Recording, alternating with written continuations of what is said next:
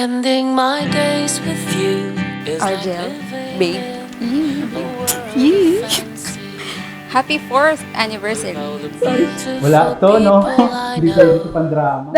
Making love in a world of vivid colors. How often have I been there? Well, it really Ready ka na doesn't ba? matter. Ready na yan. As long as we're Gumastos na eh.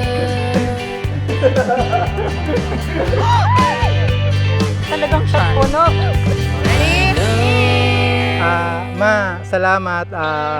Kahit sa...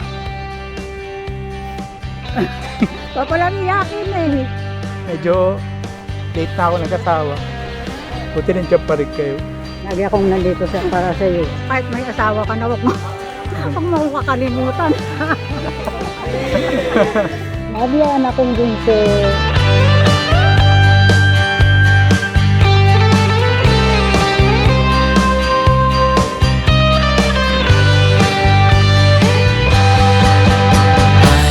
Kung karangalan kong ipinakikilala sa inyong lahat ang bagong kasal na si Mr. and Mrs. Argel Mantes. Argel, you may now kiss your bride. Making love in a world of vivid colors. How often have I been there? Well, it really doesn't matter as long as we're together. Big thanks to God na dumating tong araw na ito to celebrate us. Our 3 years were full of chill moments with you being chill while I am having moments. Happy, sad, passionate moments, and many more. O, diba? Thank you, for being Makwela, for doing things to entertain me, like singing and playing guitar for me kahit na medyo out of tune tayo. For being supportive sa mga trip ko, like dancing ever after and ting ting tang tang. Kahit out of tune yung katawan natin. Ayan na. Tanan! Wow, may pansuot na tayo bukas. Thank you so much! B-boy, Jeremy, Josh. Mamahaling belt yan. 80k yan. 80k yan.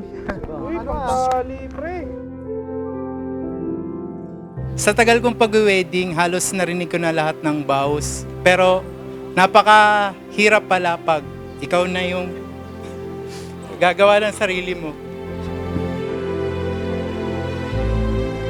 Hindi ko inasahan na darating ka sa akin, yung simpleng magpapagawa lang pala ng video sa akin para sa company.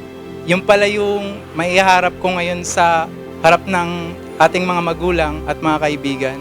At higit sa lahat, sa harap ng Diyos.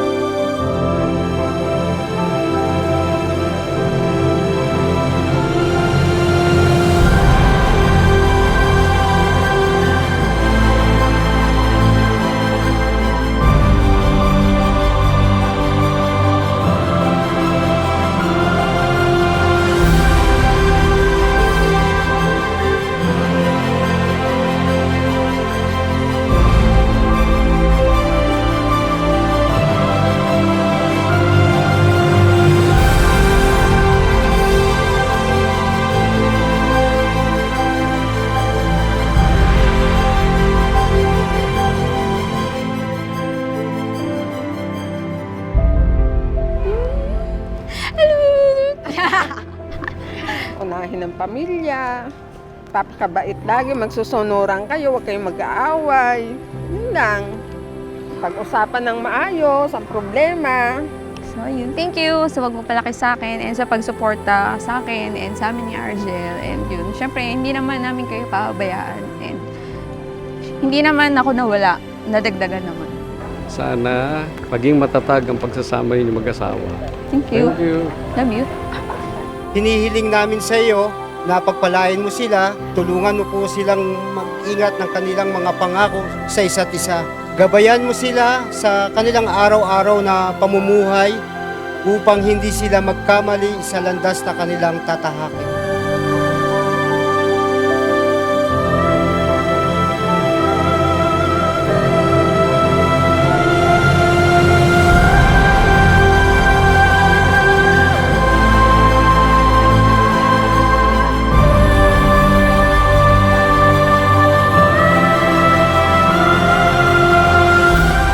Actually, I cannot remember vividly yung mga prayers ko before. Pero nakakatuwa lang how God reminds me from time to time, making me realize yung answer prayer ko ay nasa harap ko na.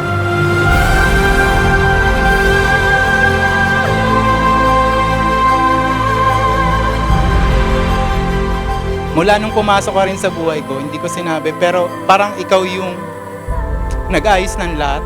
Papasalamat ako sa Diyos kasi binigay ka niya sa akin. Maraming salamat sa pagmamahal mo. I love you. Happy anniversary.